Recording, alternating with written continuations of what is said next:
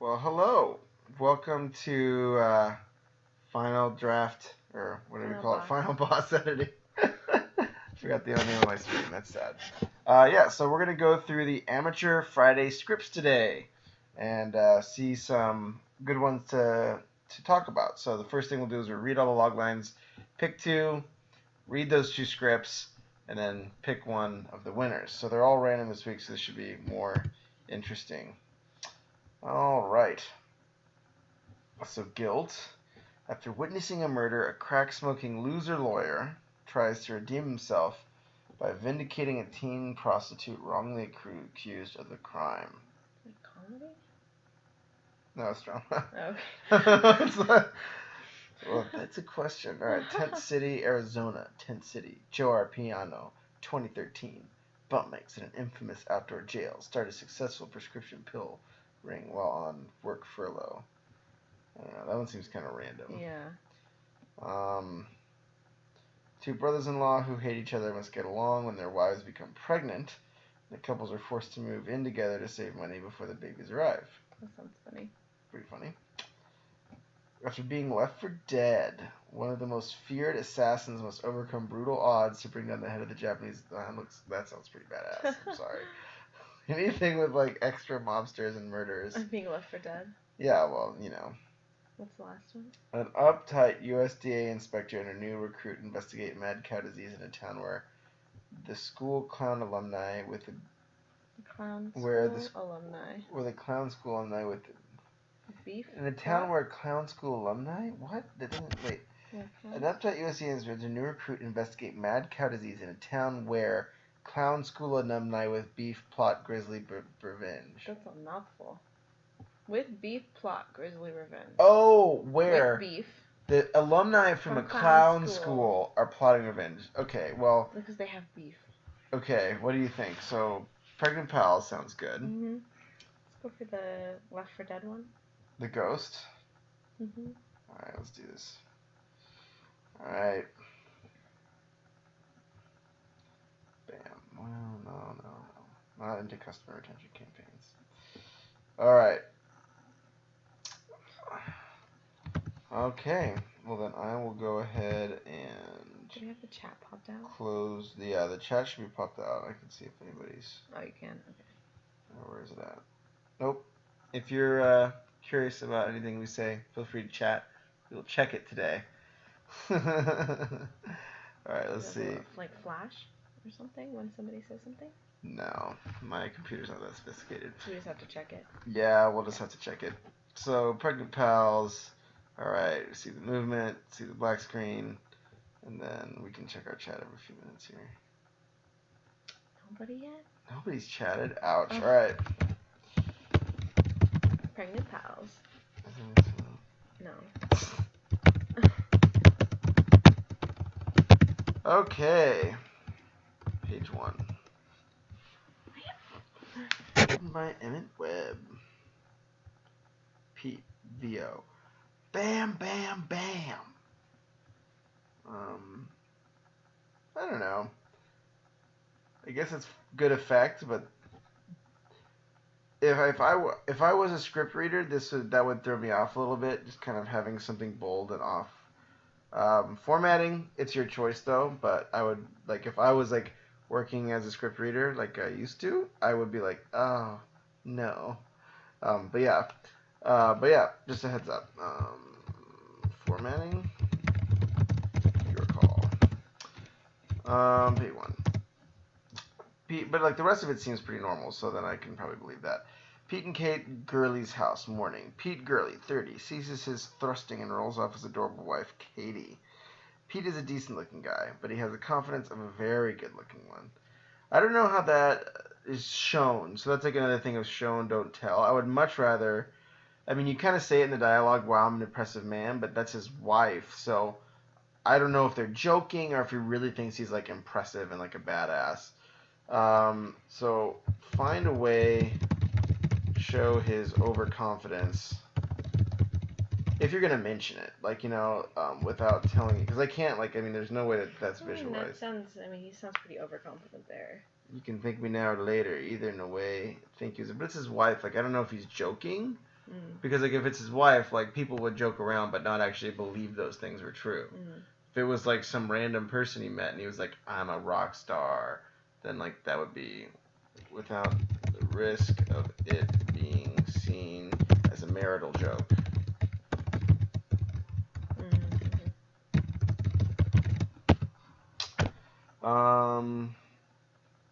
Still no. I'm checking it. Okay.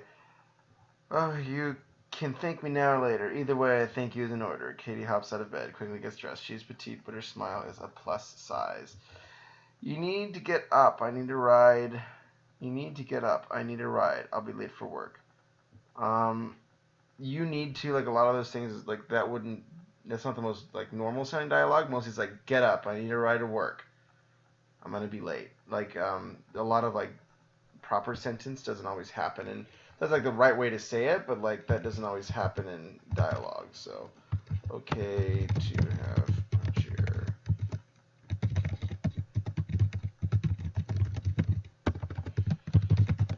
Your spelling is on point tonight, baby.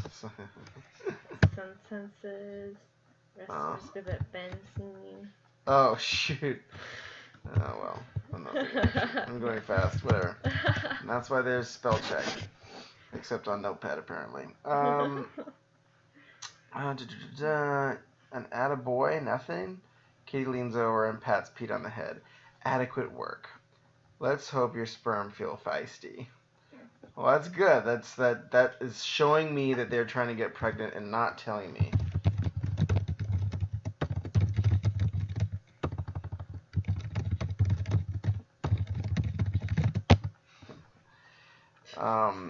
Don't you worry, my sperm are assassins, ready to make a strategic strike at your uterus, ovaries, that too. Darla's coming over tonight. Oh. Oh no. Yeah, I mean, I would always, yeah. Oh. Oh no. Be nice. Your sister's always welcome. It's her dickhead husband that's persona non grata. I doubt he'll come, but you need to find some common ground with Langford. How is that possible? Anyone with my awesome sperm is unable to get along with assholes. I still don't get your problem with him. I still don't get your problem with him? I'm Ron Burgundy? Yeah. So, question mark on page 2. Unless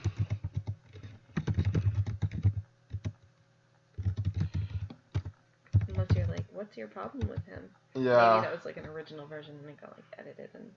Yeah, I'll probably go faster. I won't do as many line item notes because it'll just get boring. But anyone with awesome sperm, blah, blah, blah.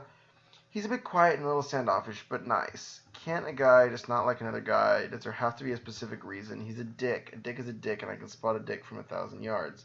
1,000 yards, really? Wow. LASIK, baby. He's your brother-in-law. Make it work. Still waiting for my thank you. Up, dressed.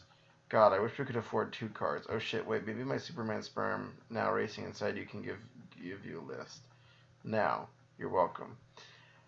So, this kind of is good, but it becomes a talking heads after a while. And even in like novels or other stuff, you want to break up dialogue with some action, something to offset it. Like this is just kind of 2 people bantering. The dialogue's okay. I think it's a little bit verbose for like normal speech. And especially 2 people who are like in an intimate relationship, normal speech. So a bit verbose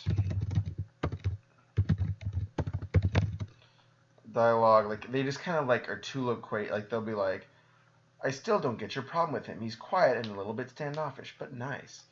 Like normally someone would say, what? He's nice. He's quiet. Like you know. He's quiet, but he's nice. Just yeah. Yeah, so like those are the types of things where like it's very well phrased, it's like very put together, but it sounds off because most speech isn't well phrased or that well put together. At least from most of the speeches I heard. Maybe they don't hang out in sophisticated circles or whatever. But yeah, that's just something to be aware of. Trim and like shorten. Any dialogue line over 4 really lines is something that's going to be a risk. And you have 2 like 4-size blocks here. Can a guy does not like another guy? Does there have to be a specific reason? He's a dick. A dick's a dick. I can't spot a dick from 1,000 yards. That's a bit, like, that's a lot, and then also paired with kind of like the loquaciousness of the dialogue, your dialogue is going to sound kind of a bit clunky. It still is good, like it's communicating subtext, it's kind of like people are meandering, so I think your mechanics of dialogue are good, but just like the things you're doing with it, but the way you're phrasing it you can get that same effect with a lot less. Or you could interject it with like things happening besides them talking, like I can't even think of anything, just like him throwing his pajama pants at her playfully or something, I don't know, just I'm thinking it from more of a novel perspective, but like action going on. Which is right though, because then a lot of times, and obviously this is early on, but like then you will have the action even work counter to the dialogue. They'll be doing something different than what they're actually talking about, and that's good subtext. But then it's also like maybe like she's talking about her brother-in-law and he's going like this, like that tells me a lot about what he thinks about the brother-in-law. But like she's like, oh, he's nice, and he's like, yeah, super nice, and like but that's like that would be a way to like. One, trim your dialogue, because if you can express it in a visual, it's always more impactful. Yeah, but it'll offset what they're saying and add a lot more. And that's the same thing they do in novels. Like, but in screens, it's almost even more important to like have that visual offsetting dialogue. Because if it's just him sitting in the bed going through like a minute, because the page is a minute, dialogue's a little bit faster, but still, like if he's sitting in bed talking to her while she's standing for a full minute, it's more like 45 seconds, but like those are slower beats in your screenplay, and especially in the first 2 pages, slowness is the one thing you want to avoid. Meanwhile, another part of a moderate income suburbia, Langford voiceover. Execute, execute, and we shall execute. Langford in Darla Wilson's house. Pulls back out of his lovely withdrawal and admires his work. Langford is tall, a bit overweight. I'm almost certain that went swimmingly. As long as your boys can swim. Darla kisses Langford's cheek and scoots to the bedroom. I mean, I think the dialogue's funny for sure. Good parallelism.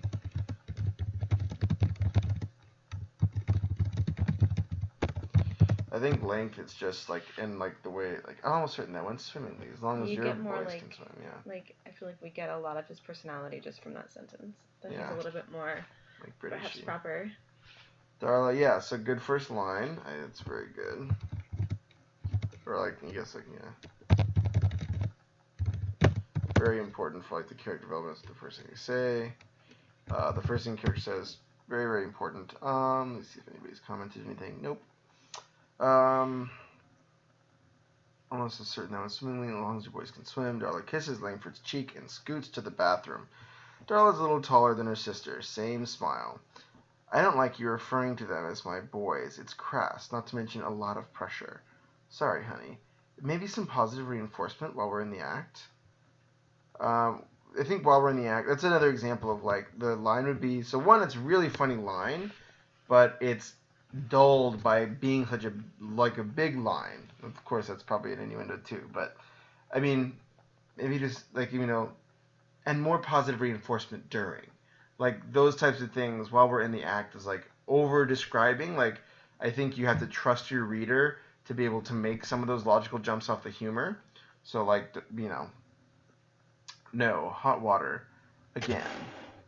No hot water again. That's not boosting my masculine confidence. I can dirty talk. Ew, this is the sanctity of our bedroom. Keep it pure. Shouting. So good. I mean, I think it's really good that the characters are a lot different. And I can see why these two people wouldn't get along. Like, I know why Langford and guy 1 won't get along. Yeah, I think so.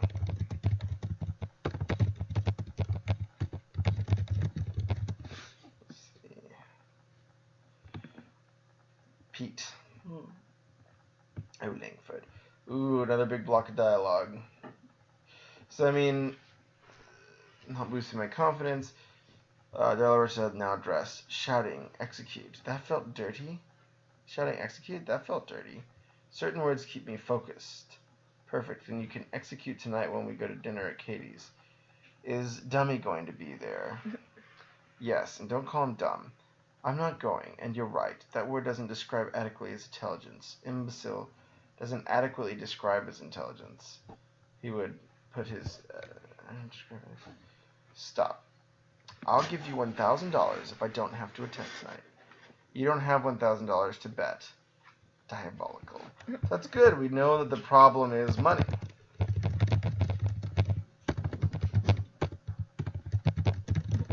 Your cat's starting a war. Yeah. She really hates that shower. And you don't have $1,000 to bet. Diabolical. And you don't have to come tonight. Do I still owe you the $1,000? You and Pete have to find some common ground. I don't see what's your issue with him. I mean, yes, he's a bit crass and a little too sarcastic sometimes, but he's a good husband to Katie. Another long line of dialogue. I mean, it's good. We're setting up the conflict.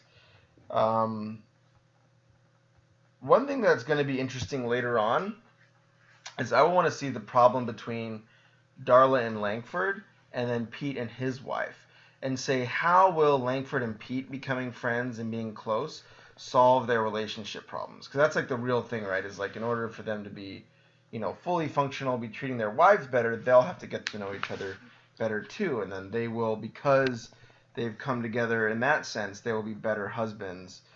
So those are kind of like the things I'm kind of curious to see set up.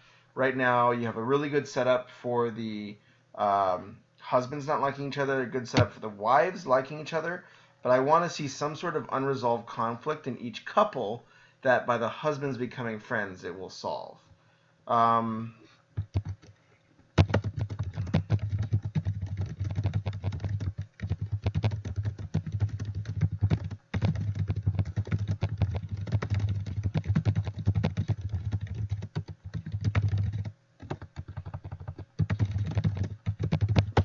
Cool. Again, a big block of dialogue. It's not the end of the world, but you kind of had two of these back to back. So I would really think about breaking your dialogue up with action, using action to express the same things people are saying. I think that's a huge tool that you may be leaving on the table a little bit. Is if you use those action lines to like express the same ideas that are coming across in dialogue. This will really pop off the page. But it's really close. I mean, the dialogue's really good, but it can, like, I think that's a big opportunity for improvement. Langford leans back and shuts his eyes, because we've been talking for 2 pages, and the only thing, Langford hasn't moved. He's just been in bed and he just leaned back. So those are the types of things by keeping the scene going. Yeah, I mean, just imagine watching this. It's just kind of 2 people sitting and chatting. They're not doing anything. You really want background action to this dialogue, for sure.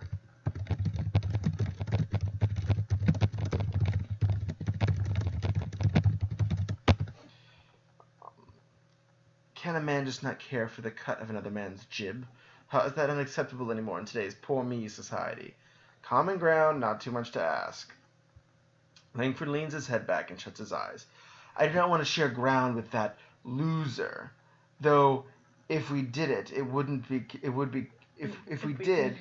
common. Oh, clever. And one day soon, I will pay off that deadbeat to leave your sister.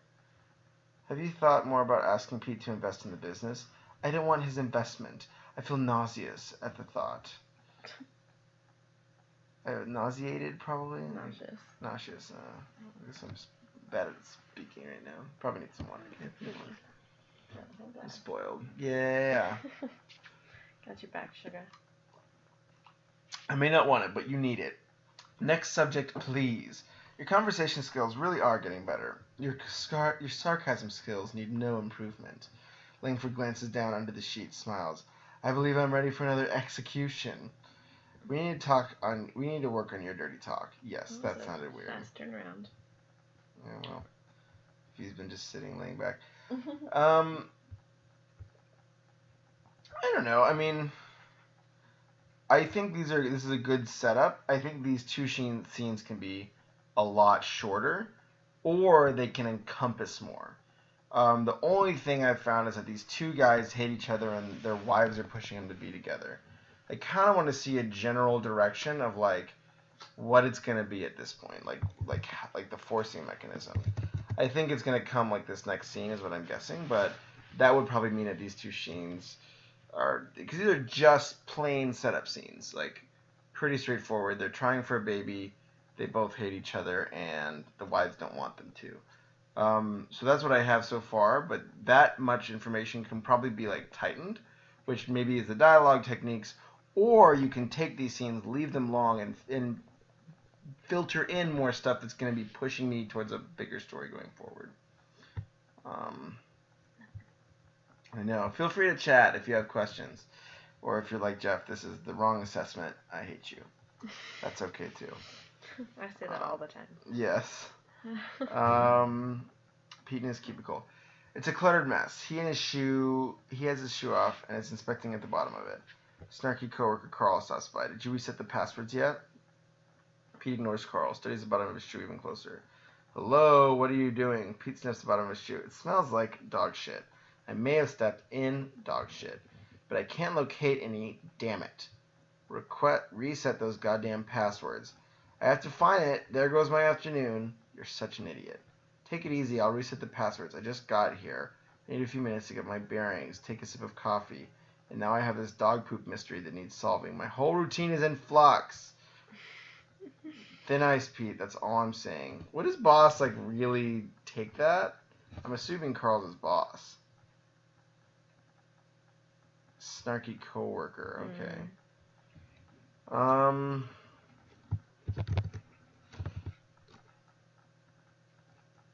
Yeah, I mean, this kind of seems a bit random, but whatever. You and the whole office will thank me when I find the pile of poop and save the day. No one will care about password resets when they're dizzy from wafting shit stink.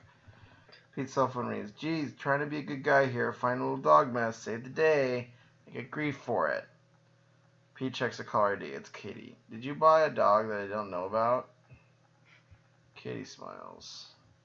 Tears in her eyes, and she looks up at the pregnancy test. I don't think we'll have time for a dog. The space is outfitted like a corner office. Clean and sleek. Okay, it's a good thing there. Yeah, the dog thing is silly, but I don't know if it has much of a point, and it's long. Like, it's like a good chunk of time talking about this. I mean, I think it just goes back to the theme, which is like trim these dialogues down. They're good, funny jokes, but they just kind of like go on for like 4 or 5 lines. Like, dialogue lines need to be less than 4. Jeez, what is wrong with this feeling? And not too many 3s. Goes to show sleep deprivation is real, guys. Let me see. So yeah, like, you don't want that many lines over 3, but then like your max is 4. And I think that I would almost impose something like that on you, because I think you have really good dialogue. But I mean, this scene was even better than the last, because you see him like looking at his shoe while the other guys, ticked off. But it still is hefty. Do you want to go monitor the cat, or is she off doing something? She's getting crazy.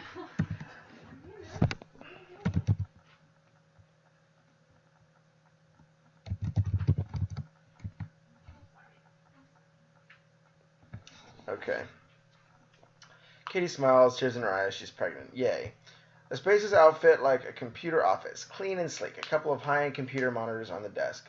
Langford watches the screen as it flashes numbers, flooding with dozens of charts and graphs. I'm sorry to hear that, but if you'll allow more time, the system will prove itself. Langford leans on the desk, puts his hand on his head, exhales. Just 1 more month, I promise results. Look, you're my only client. I need this. Come on, Beat. You piece of low intelligence, gutter trash. You think you can't get along? You think you can't get along without me?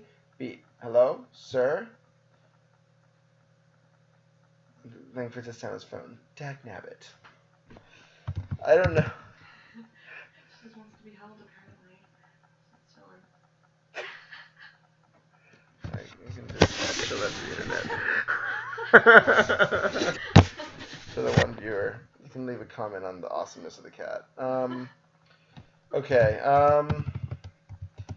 Langford doesn't seem... That doesn't seem like a real way he would behave to a client.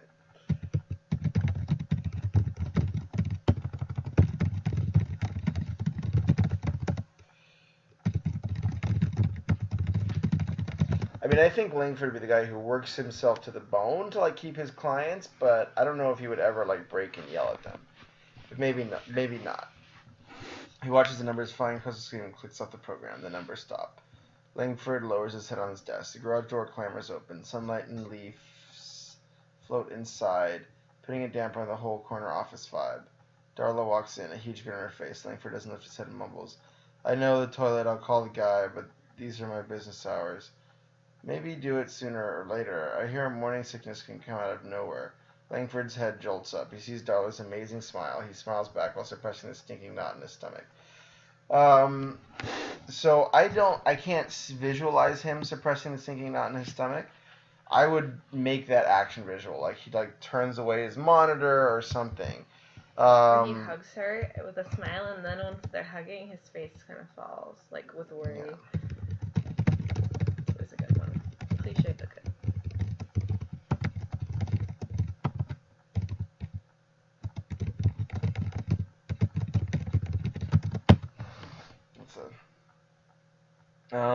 Pete scrubs the kitchen counter with a Clorox wipe. Why do we always have to do a deep clean before your sister and that dick come over? Big night, and you celebrate. My baby's coming into this world. Dollar's gonna be so surprised. My baby? Our baby. Thank you. Mostly mine, though. I understand. Still, can't believe it. Maybe Dollar will get pregnant. We could have the babies at the same time. No way Langford is fertile. Have you seen the way he walks? Disturbing. They would get to grow up together. I hope they are as close as Darla and I. I can't see Langford as a father. Do we know if he's ever actually thrown a ball to another... Oh, wait, no. I can't see Langford as a father. Do we know if he's ever actually thrown a ball to another human? Prerequisite for a dad. Just finish your cleaning. I know. The real reason you have me clean. One thing... the only... Like, there's not even much scene description. Like, because, like, one thing that you may miss is if you're not giving a little bit of more, like, what their kitchen looks like, the house, the kitchen and the way someone makes their house can describe the character a lot. Don't skimp.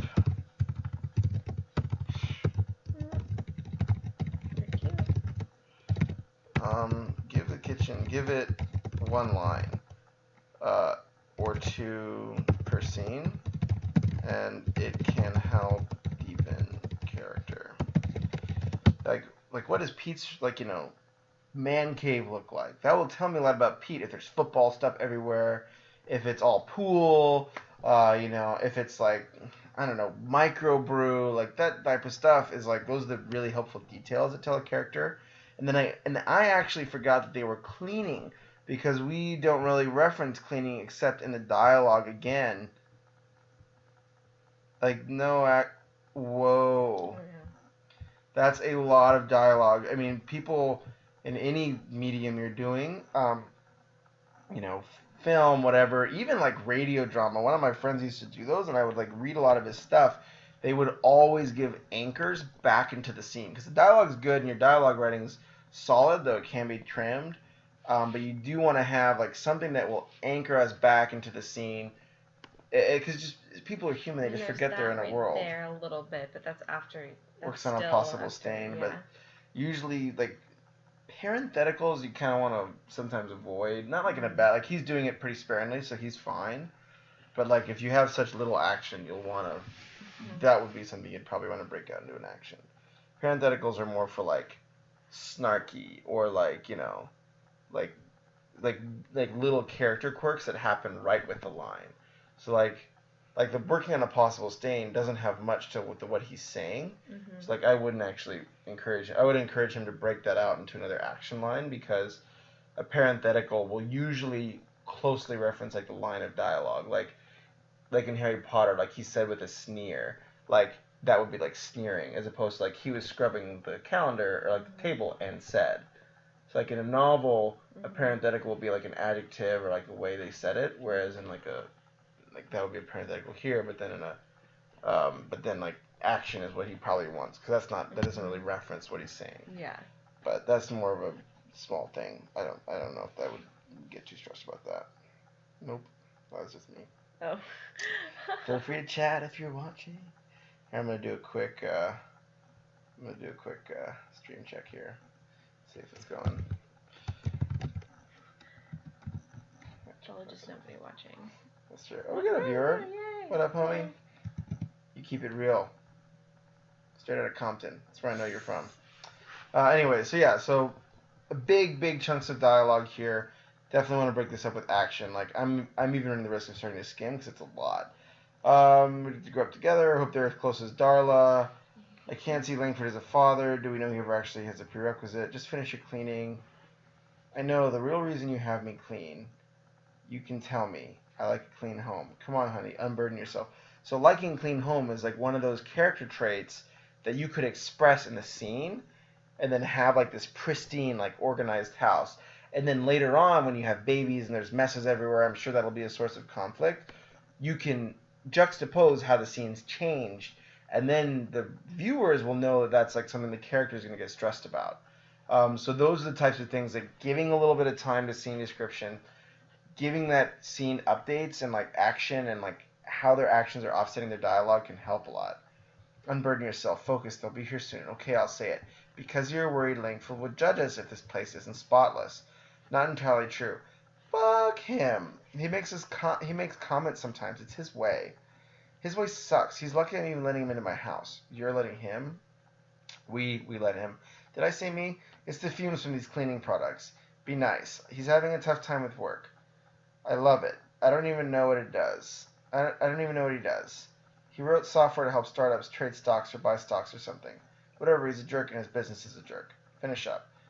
So it's a lot of like, so even like I don't know if you're even listening and it kind of sounds like bink bonk, bink bonk, bink bonk.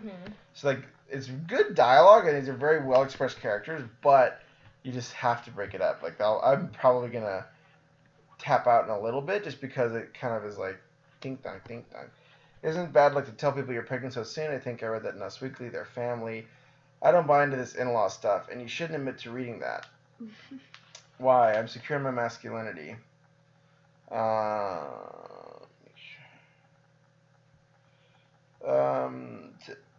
To peruse it, and occasionally US Weekly. Sometimes they have stain removing tips. See, I'm proactive with my chores above and beyond. You know, big chunk of dialogue. Apparently what you've learned, they'll be here soon. Okay, I'm going to wait until dessert to tell them. I hope I can't last that long. My feet hurt for some reason. Shit, I'm already having sympathy pregnancy issues. Laura and Darla gives a bottle of wine. Okay, so in this scene, I'm on page 10. I really want to see the horizon of the problem. I haven't seen it yet. I want to know, beside the log line, that they're going to have to rely on each other. I kind of see the hints with like the business going bad, but I want to see probably two things out of this scene. And this is probably where, if they happen, I may read a little bit more, and if not, I will probably call it. I'll really want to see the two guys just go after it. And then I want to see their conflict expressed, because I've heard them reference each other a lot, and I think you'll probably do that because it seems like you're pretty on point with this stuff. And the second thing is I want to see the setup where they're going to have to live together, and that's what I want to, like, be the closer for this scene.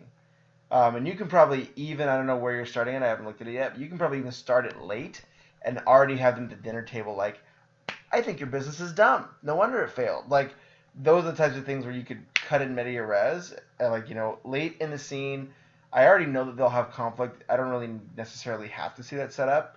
I think it's whatever you do will work.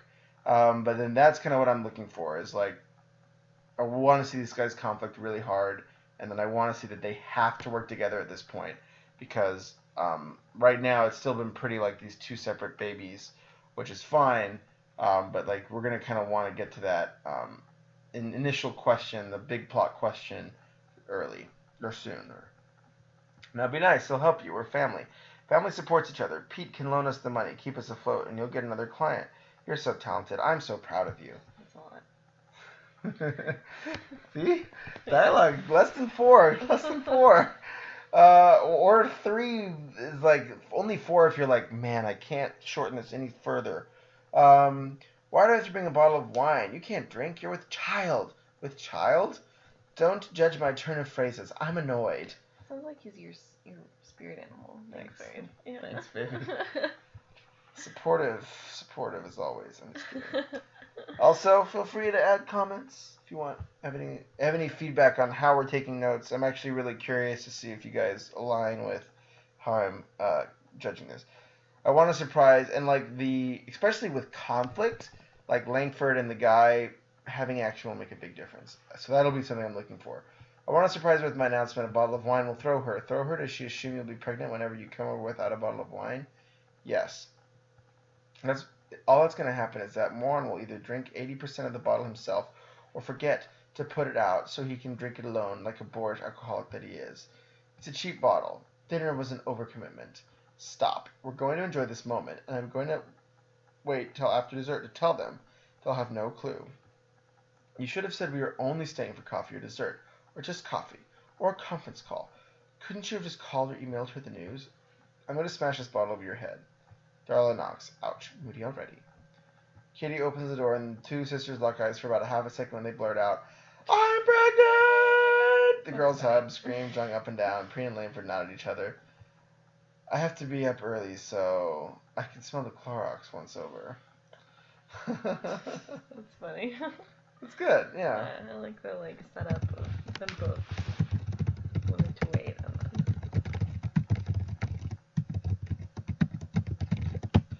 then.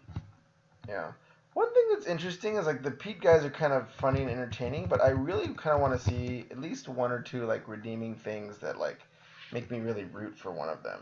And one of them may kind of have to be the primary, like maybe it's Pete the one that's gonna have to learn the most, but like we'll probably want to like have a main protagonist. So like splitting is always tough because screenplay is like 120 pages. Like it's hard to get to know a character with just or two. It's hard to get to know one character really really well. It's really hard to get to know two.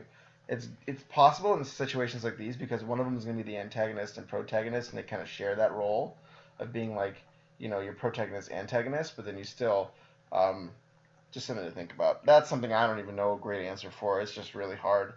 Yeah. It just depends on the screenplay. Same due date can be a problem.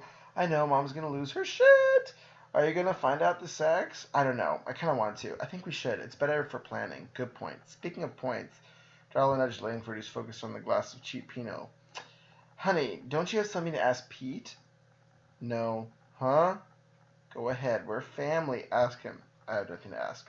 Thank God. He's too proud. What is it? You can ask us anything, right, honey? I must say, I like the pregnant wives thing. More wine for the Pete man. Langford stews. Well, I would like to offer to you, Peter. Darla grips Langford's hand for support. Pete cringes in anticipation for the next word coming out of Langford's mouth. An opportunity to invest in my company. Langford swallows the bile creeping up his throat. That sounds like a cool opportunity, right, honey? Peter slaps on a fake smile and slowly nods. Yes, very cool. I've heard some cool opportunities in my day, but this one is by far the coolest. Katie pats Pete on the back. She knows the sarcastic Pete tone very well. Easy? No, I'm serious. I'd be an idiot not to hear more about this opportunity to invest in Langford's company, a company I still have no clue what it actually does. No need to hear any more, in fact. Just tell me the amount you want me to invest, and I'm in. Awesome! Langford glares at Pete. Let's forget it. Forget it? I can't forget it. How can a guy forget such sweet news? I mean, name your price. It's not like I don't have tons of money to throw around. Only have a baby on the way that's going to cost me tens of thousands of dollars. Langford stands. Time to go. Why? How much can I give you? 5 grand? 10 grand? Pete, stop. Maybe 50 grand? Oh, he's being a dick. I get it now. No dickage here. Just tossing out some numbers, but hard for me to get to the big numbers. Me no smart. You break it down for me. How can a dummy like me invest? So this is an interesting point because one, it's really funny, but I want to see Langford be kind of because like Pete is like a major punk to Langford, but Langford's been pretty chill. Like looks like he's coming in there maybe. But that's true. But like, yeah, to set up this like, hey, your company's garbage and I think you're an idiot, like because Pete was the one saying that Langford was a dick. Right? But it sounds like Pete's the one who's actually being a total a-hole and Langford is just like sitting there taking it. Yeah. So like those are some things that I would like be like, whoa, like I would want Langford to be like, Pete, you're a joke, and then he has to ask him for money, and then Pete can be like, oh, I'm a joke? Who's a joke? You know, like, because then, like, I mean, like, maybe he would make, like, because the comment on the Clarks was really small, maybe that blows up, and it was like, I told you he hates on this, and then, like, he makes another comment on the cleaning thing, and then he's like, dude, like, I cleaned the house, like, get over it, and then he makes another comment on the cleaning thing, and then you're like, just sort of like you know what, your like, company's stupid, let me tell you why it's stupid, and, like, there has to be, like, because, like, that's, like, a big blow-up, so one, you did meet one of the criteria, which was a big blow-up, a big conflict moment, yay, so that's awesome. The one thing is it does need to be really set up, so then, yeah, I would set up Pete's explosion. Oh yeah, I think that was just an old. Oops. Fix it. Pete's explosion here. He seems to be the jerk, not Langford. He just rips into him.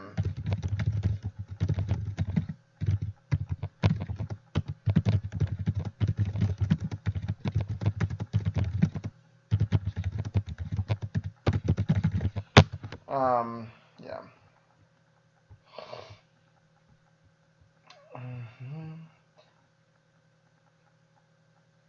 I mean, and then you could also do, like, because your dialogue comedy is really good, I would really consider doing, like, visual comedy. Like, you know, maybe he picks up the napkin and, like, leafs through it like it's money. Like, stuff like that. I mean, because this scene is still just people sitting at a table right now, which is good, and they're having good conflict at the table, which is making at least me keep reading. But if you really want to, like, sharpen the scene, it's, you know, Langford, like, running his finger across the table and being like, oh, it's still dirty, like, you're stupid, or, like, whatever it is. That would help a lot. Time to go. Why? How much can I give you? 5, 10 grand, blah, blah, blah, blah. No dick and cheer. Stop. Honey, Lanny called me. We said too much wine. Don't apologize for him. It's not your fault. This brute is an obnoxious claw. This seems like a rude thing to say to a man trying to figure out how much cashola to give this pompous ass for no good reason, brother-in-law. And I'm not sure I know what Claude even means. Is that a boat that spearheaded a naval battle in old-timey wars? If that's what it is, I might recess the whole insult vibe I consistently get. You can be such a prick. And this wine tastes awful. I'm a Bud Light man or Keystone. Actually, I stand correction. Merlot my balls, why don't you? Yeah. Langford sits at his desk. Langford says, I can get another job. It works. My program works. Maybe a cab driver or some temp work. All I need is one person to see that, and then we'll be off. Maybe if we weren't so hostile to the customers. Bunch of imbeciles. We can't live without hot water for a while. We can. Oh, I can. I'll figure something out. Maybe we take a loan. An estate off ramp. I saw a good spot yesterday. Do it. You'll pay it back in. I'm so close. I know it. The off ramp sounds lovely. We'll make it work. Don't be mad at me. Blame the cheap wine the sister brought. Okay. Okay. Well, I want to read the second screenplay too, but so we can think of some overall stuff. Overall, so that's pretty good. Good setup. Good setup and story with conflicts. I think dialogue and scene work is key to making this sharper. Bring in action. More movement. Action to scenes. Also, yeah, I mean, I think one of the bigger character story red flags is like, I was really surprised that Langford wasn't a jerk to Pete after being a jerk to his own client, and then that Pete just went off because Pete was like being defensive because he thought Langford was the bad guy. Figure out who like the mean one is, make them consistent.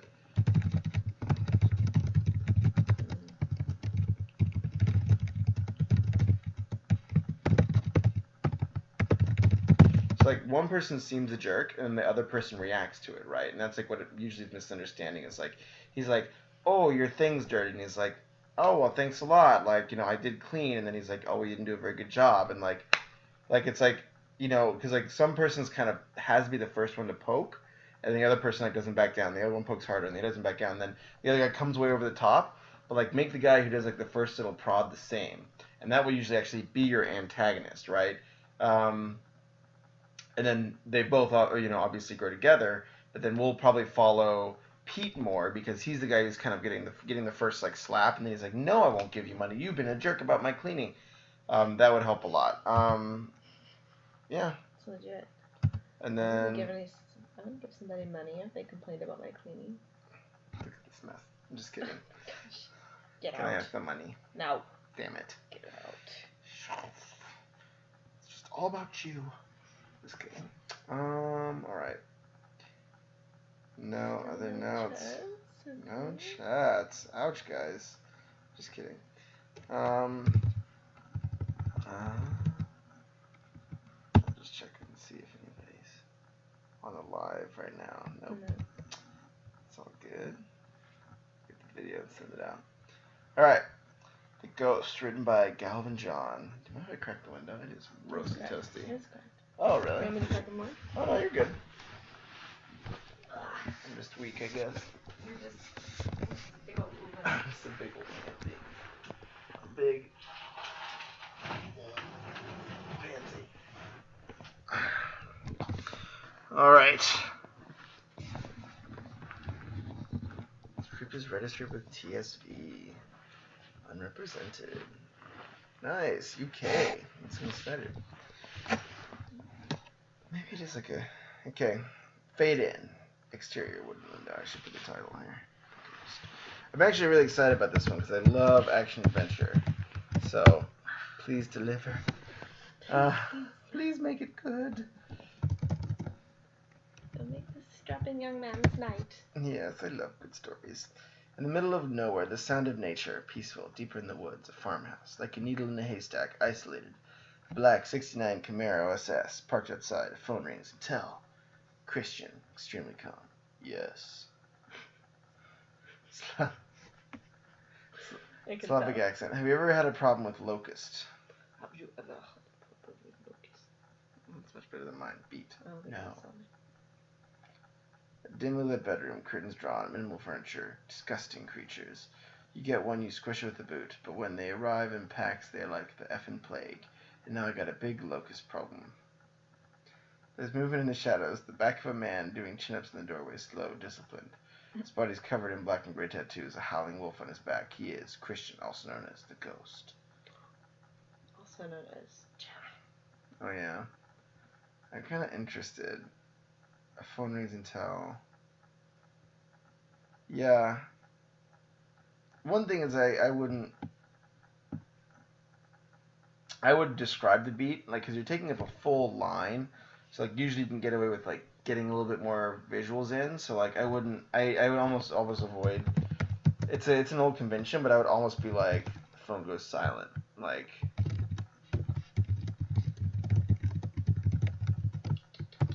They're cricket, like something that's more scenic, because like right now you're operating a very minimal scene. Besides like a needle in a haystack, isolated. I don't know like how needle in a haystack means isolated. I think that actually means hard to find. So I think your scene description's good. It just needs to be really, really focused on like what the actual like scene is, right? Like so. I guess that's a bad description, but yeah, I would use the stuff like these lines like beat. I think isolated is good, like empty fields for miles. Like I don't know what isolated looks like in this contest. Isolated can mean like, in the mountains. Is it in the forest? Is it in plains? Like I don't know. Like what's this farmhouse? a farmhouse. So, but like it could be like a forest farmhouse. Oh, in the woods. Okay. Yeah. Then a farm I expect would have land. Okay. Yeah. Anyways. Yeah. I would just crystallize the scene and use those little like lines like the beat to do it, because like beat is not like it's a convention. It makes you feel like you're reading a screenplay. So I would like be like the phone goes silent, like there's like wind through the trees, whatever. It kind of adds that depth without like you stealing extra space.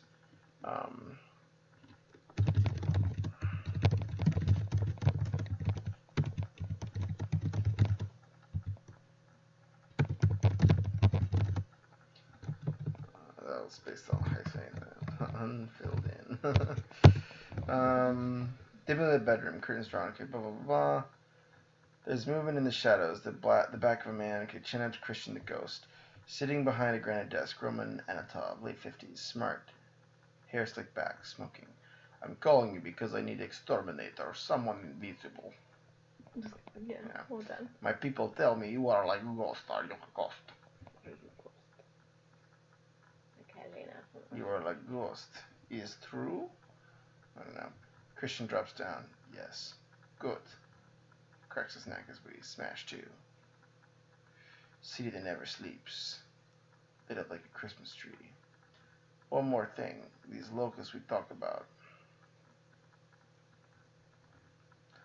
A building, deserted warehouse. A building time is forgotten about. Derelict. It's like Zoolander. Derelict Zoolander. Click. The phone goes dead as two black SUVs mow across the dust-ridden car park. They roll up outside, engines cut. 4 Japanese men exit the vehicles, all suited. 2 of the men carry large black duffel bags. The leader, Saku Goto, late 20s, sunglasses, leads the way towards the door. He looks up at the security Tim and rotates towards him. Our POV is sucked back as we fade through the security and deserted warehouse. I would be careful about your... Oh, I'm fine. How's that for you? Yeah. Stay warm. Okay. That's it. Oh, I'm fine. I'm fine. It's okay. Okay. I got it. One thing here. Oops. Oh, yeah. Is it too loud? Yeah, maybe. I think it's fine. I'm actually cool down with the window open. Okay. Thanks, though. Yeah. I just remembered I had it. All right. Oh, sorry. No worries. Okay, you just let ADD. That's a really interesting point. If someone can walk away from your screenplay and do random stuff, want to focus on those first 2 pages and make them extra gripping. But no, I mean, that's like, one of the things, like, when I have people read my work, I'm like, where did you put it down? Like, where did you get distracted? Like, where did you pick it back up again? I wish there was, like, a program that actually tracked, like, where people stopped reading. Unfortunately, I don't know if that exists. But, yeah, those are really helpful insights to have. I would also trim down on, like, the scene direction. I would leave that to your cinematographer. And then, or try to express it through description, like a description that is like, we see the security camera, we, like, go inside. I think it's not too bad, but that's just something I've always been told. It's like, don't do scene direction, leave it for the cinematographer. Deserted warehouse, out on a monitor, facial recognition scans Saku's face, identity confirmed, security guard. Presses the button and the door unlocks. A lobby guard, suited, wearing an earpiece with a coil wrapped around his collar like an FBI agent. In Japanese, Sir. Saku and his 3 men enter into the... So that's actually, like, you also want to capitalize Japanese, but yeah. But that was, like, how you would use a parenthetical to, like, inform the dialogue. MP3... Lobby. The remains of a hotel, abandoned after a fire, looked its way through. How to keep up the radar. Saku and his crew approached the elevator, passing several armed lobby guards en route. The security guard watches them enter the elevator on. Turns back to his TV. A live ping pong game. Oh, love ping pong.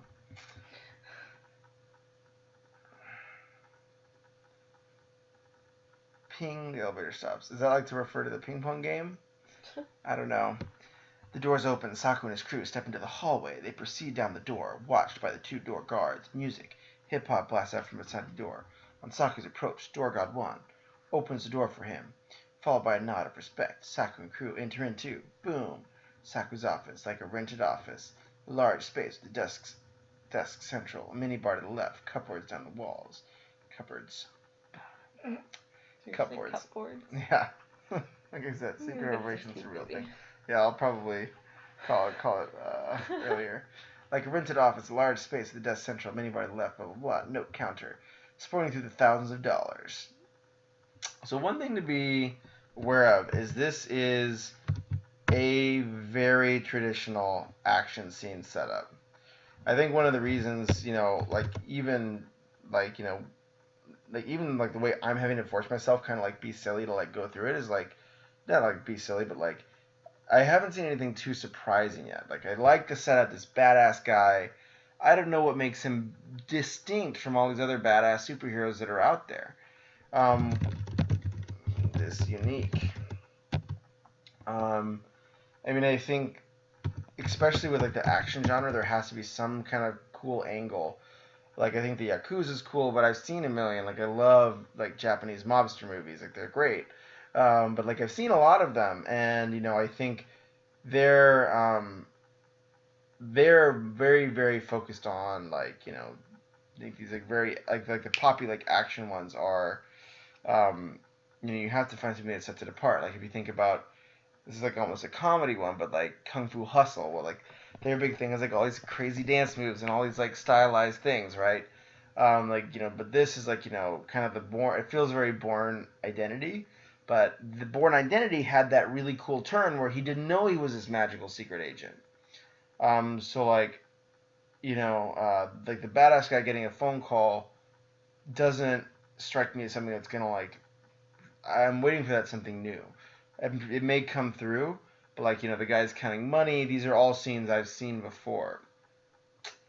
That's something that's really interesting. Is even if you just change the scenery of all these things, they could feel even more like unique. If you do this in like an empty field, like like that's a bad example, or like in the middle of a forest, like there's just like people counting money.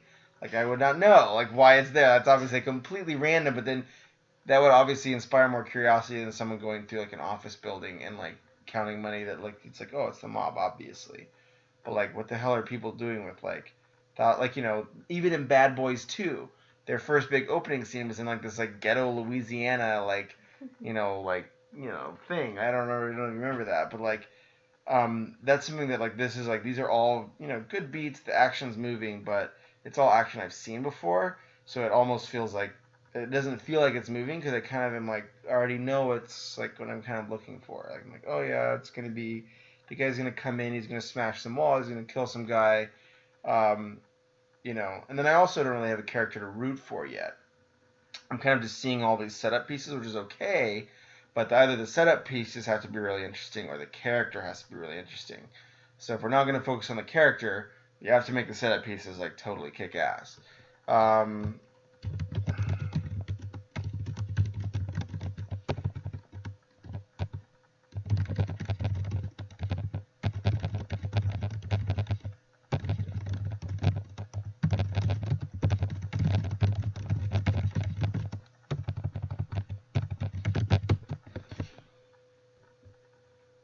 Crewman 1, count it, catches the bad. F you, I'm busy, you count it. The crew laughs. Sacker takes his desk, takes out a punch, pours it onto his desk, white powder, begins to snort it. A knock on the door. Crewman 2. Lobby guard stands there, beautiful young Japanese girl, late teens, terrified. Yeah, Crewman 2 smiles at the girl as she enters, physically shaking. Hurry up! Sacker begins to take off his belt and unzip his trousers, but remains seated. Gives the girl a shove into Shaku's direction. She falls into her knees and directly in front of him. Shaku goes to, if you use your teeth, you leave without them. Security guard gets up, takes off his radio earpiece. So this guy's a good antagonist, but my intuition says he's probably going to get killed really quickly. I'm not sure yet, though. Because then it's like, if I know I don't have much time to hate this guy, I'm kind of going to be like, oh, well, he's just going to get murdered, so I don't really have to really hate this guy. I don't know. This is what kind of feels like that. The security guard sets up, takes the radio, walks over to the back room, goes inside for a toilet break. What he doesn't see is on monitor run. The 69 Camaro rolls up. Lobby guard 1. Here's the engine cut outside. He moves towards the door, checks through the spy hole. The view is restricted. Only half the Camaro is in sight. Into the wrist mic. Subtitles. Status. Listen. Status check. I'm getting something. It's beautiful. Yeah. It's beautiful. Thank you. It's rendition stirring. I should really be an actress. Any comments? Yeah. I'll put a little question mark. I commented on your Q&A. Yeah, you did. I think it came through. That's probably just. You were like, highlights. Well, yeah, I usually for the script shadow ones, they just usually watch them after. Yeah. But it's always good to check. Mm-hmm. Lobby guards waiting. Toilet flushes. Deserted warehouse lobby continuous. Lobby guards move a submachine gun. Cocks it ready. As moves with him. Unlocks the door. Manual with the code. They step outside with calculation. Approaching the Camaro. Guns pointing. You are trespassing on private land. Get out of vehicle now. No response. The car sits in darkness. Both glance at each other. This is effing creepy. I don't know if they'd be that weirded out. Like, it's just a car. Is it that effing creepy? And that's actually a really big risk. So if you're telling me to feel something like, hey, you should feel this is creepy, you have to make it creepy. Like, there's a dead guy in there. Like, I want to be able to feel that myself and come to that my own conclusion as a reader. By a White Walker. Yeah, I mean, like, but then think of it. At the end of, like, the first Game of Thrones, when, I read the book, at least, like, in the book, like, when there's that little kid who's, like, undead, and then as this guy's, like, running and the White Walker kills him, like, George R.R. Martin doesn't write freaking creepy, right? Like, no, like, we're reading that scene, and we're so in the scene that we've come to that own conclusion ourselves. So I would avoid those types of, like, this is really weird, like, stuff like that. I would make it such a strong setup to merit people coming to that conclusion on their own. I actually don't know if this setup is that strong yet. Don't know if this setup is that effing creepy. Like, if there was a hand sticking out of the door or something like that, like, that would be freaking creepy. But, like, it's just a car. Yeah, it's just a car sitting there. Yeah, it just, like, the car pulls up and it's just, like, sitting there and you're like... Yeah, no. What the hell? It's more like a what? Like, what is this car doing guns, don't they? Yeah. I don't know. Yeah. Just make sure to merit that emotional response, especially if you're going to reference it. All of the monitors cut to black. I mean, this is good action, I think. Yeah, I mean, the security guard. Can't figure out what's happening now. Well, pretty much there's bad guys. So somebody hired this guy to kill these bad guys. And apparently he's coming to kill them. So, we have a problem. Come in. F quickly, he puts his earpiece, holds it in place. Status, we have a problem. Come in. No response. Reclined, relaxed. The girl out of sight behind the desk, her head bopping up and down. I mean, but this is also like, I mean, as like, not like, whatever, as weird as that image is, like, I know I've probably seen one of those weird gangster movies where you've seen that happen before. Like, all these images, like the car pulling up sketchily, like, this is all something that I've seen before in these types of movies, which is cool. Like, I love these types of movies, but part of it is, like, you want the same but different. I still want to know why this is unique. And I don't know if I've gotten there yet. Then call downstairs. That's a problem. No one is answering. Problem with communications. I'll fix it. We've got a problem. Elevator closed door behind them. Above them. Slide up soundly. Hands covered by black leather gloves. Grip the hatch string. 3 men are oblivious. Proceeds down, but through the tiny gap between the doors. Psst, psst. 3 flashes strobe through a silence pistol. Oh, so he goes. Oh, I see. The 3 pistol. But that's like, I forget what movie. I've actually legitimately. That's from Usual Suspects, where Kaiser Soze and his 2 guards go up in the thing, and then the guy's like standing above with his gun and goes like, and kills 3 of them. And then Kobayashi is the lawyer that goes up the elevator. So these are all beats we've seen before. So that's something that I would be really concerned about. Because one, whenever you see something like super familiar, you kind of drift through it. So like it makes it harder to follow. So like even though it's pretty simple so far, like a guy was hired, bad guys are here, he's gonna go kill the bad guys apparently. One, there's like nothing too unique. There's not much of a goal besides this immediate one. I like seeing the big goal come early, or something like at least suggesting it really early, but that's also my preference, so I'm willing to kind of look aside. But then the other things that are big risks is that we don't have a character to like really relate to yet that's unique, And then because we don't have that, you have to just rely on scene and setup. And then I don't know if the scene and setup is unique to really carry it. So those are the types of things you're going to be running into. Walls are painted red, 3 bullets, 3 corpses. Where are the bodyguards? Painting the elevator door begins to shut, but it can't. There's a leg blocking it, so the door moves side to side. Security guards wait anxiously when all of a sudden he gasps. Yeah. Shit! It's like the one thing he says. Wish, middle door. Yeah, I'm probably going to scan a little bit. Stockton ready to roll. Crewman's security guards block. Building cuts to black inside the shaft. Because I want to know, like, it's a lot of description, but nothing's really happening. Like, even though, like, there are people dying, like, the plot isn't moving forward. There's a lot of action, but not much plot. Which is weird because those sound like the same thing. But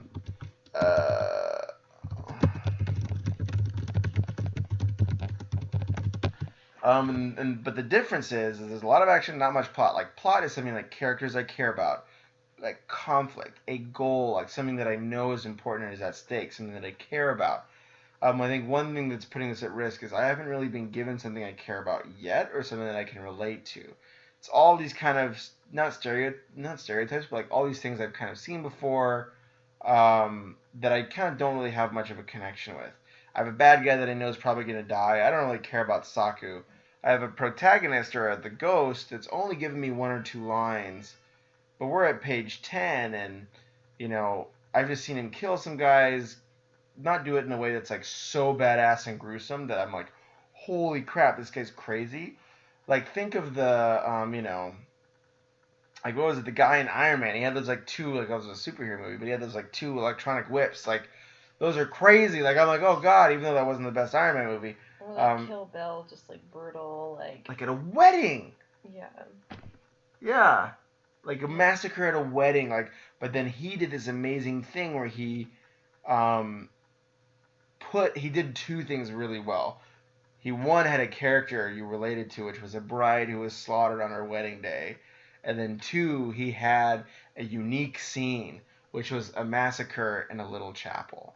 Like, those are the things that, like, a massacre in an office building with, like, you know, special ops guys, I've seen that before.